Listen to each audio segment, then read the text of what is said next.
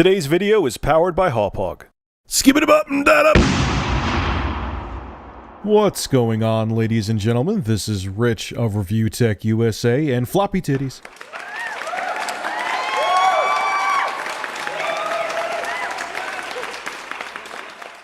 So there's this letter going around, actually I have a link to Reddit, regarding an employee from EA who worked on SimCity, basically lashing into the upper brass, the higher up, saying that you made us shoehorn in this DRM. We had this great game, and because you're so concerned about the bottom line and appeasing your shareholders, you ruin the experience for the consumers. And in the end, it's the consumers that make this company, and then you wonder why people hate EA. Is because of reasons like this. That's basically it's a long letter, and it's much more poetic than the way I just described it. But in a nutshell, that's what it says. And I couldn't agree. Whether it's a real letter from an anonymous employee or not is not the point. What the point is what's in the context or what the letter is about. And I agree with everything in it. I'll have a link below in the description. We need to face a reality here. And I don't think... I think what it is that the shareholders and the higher-ups at large corporations like EA and Activision and so on and so forth, they're so out of touch with what the consumer wants. They don't realize that DRM, especially the crippling, always online DRM, is going to kill gaming.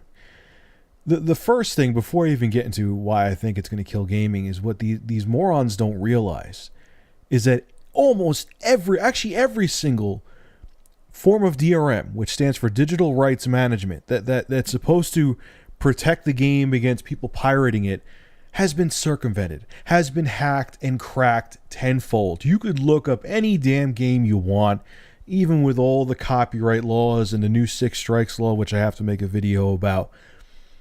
People find ways around it. I don't understand why corporations can't. I mean, it just shows how out of touch they are. They don't realize that no matter what they do, there's always someone. They can make the most brilliant piece of DRM that they think is bulletproof, and there's always someone smarter sitting in their room or their basement or their apartment that's going to find a way around it. And they may just do it even just to piss you off because they hate DRM.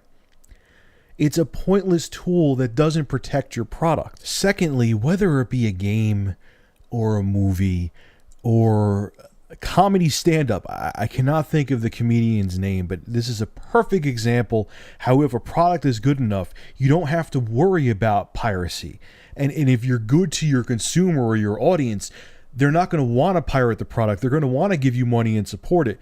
There was a comedian, I cannot remember his name, who put up his show online, and he's like, I'm going to put it out there. If people want to get it for free, they could do it for free. If they want to donate money, they could donate money.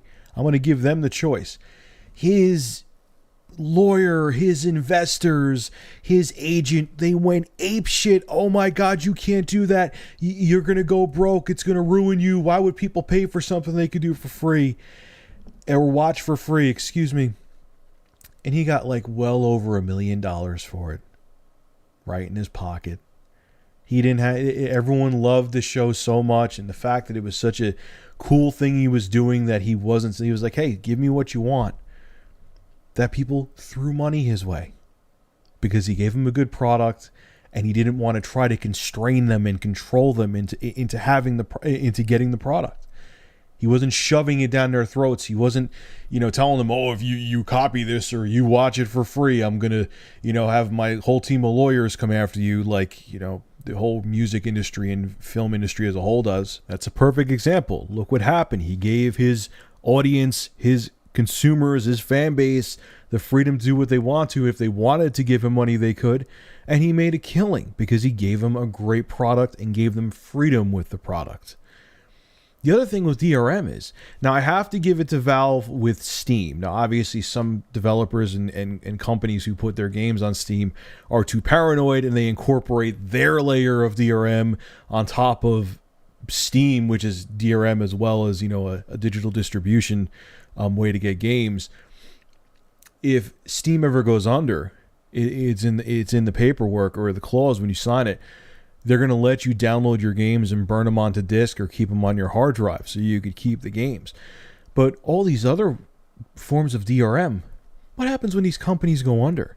Especially now with all these friggin' retarded corporations and developers and publishers doing this always online DRM. What's going to happen if you're not there to always be online? Ubisoft, which I know they're kind of out of that now because people got too pissed off at them. Blizzard. What are you going to do if your company craps out? All these people bought your game. Where's the game going to go? What are the people going to do? Is the game just going to die with your company? See, let's take a no-name company like Jalico, who used to make games on the Super Nintendo. Corny, pretty much. A lot of them were awful games, minus the Bases Loaded series, but I love those corny, cheesy games. You know what I could do right now? I could go up to Dragon's Den in Poughkeepsie and buy a Jalico game because it has no DRM on it. It's on the Super Nintendo, obviously. And I could buy that game and I can have a nostalgia trip and have some fun. By a no-name company.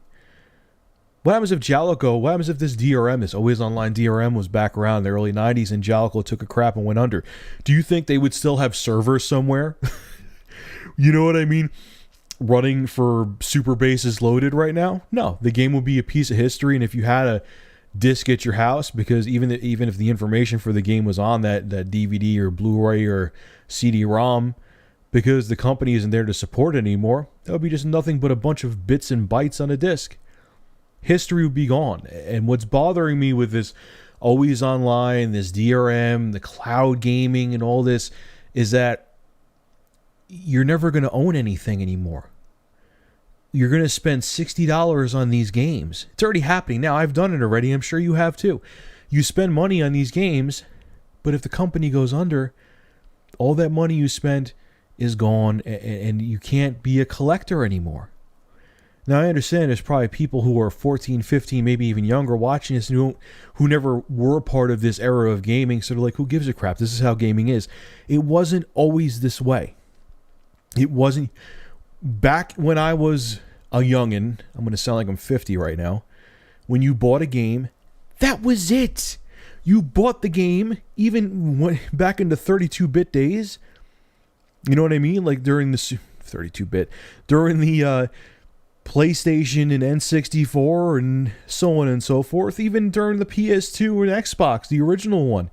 You bought games and they were yours. That was it. There wasn't a billion patches. There wasn't DLC.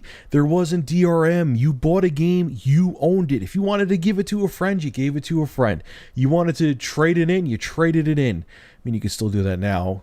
Mostly, but I'm saying if you had a game, like if my friend Tom down the street wanted to borrow a game on my Super Nintendo, he just borrowed it. That's it. If you wanted to keep it or you wanted to trade games, you did that. Now that's all but gone, and this is part of this distrust that these corporations have towards the consumer, is making the consumer hate them even more, and it's taking away the enthusiasm people have for gaming.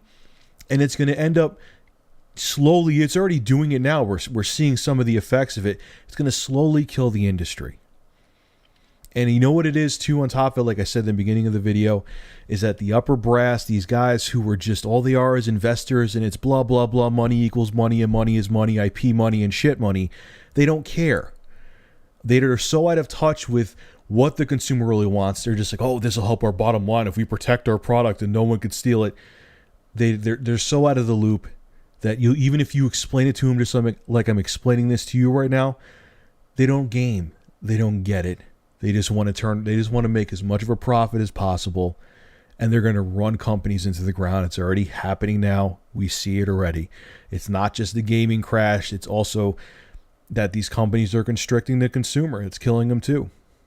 And unfortunately, it's going to take another collapse to happen for these idiots, the ones that control the money and control these companies, to realize they're making a fatal mistake. So, I don't know. I hope DRM goes away. I hope people can learn a lesson, but it's going to take everything imploding for people to learn. Unfortunately, that's human nature. This is Rich Review Tech USA signing out. Please kill DRM. Trust me, it'll be in your best interest, period.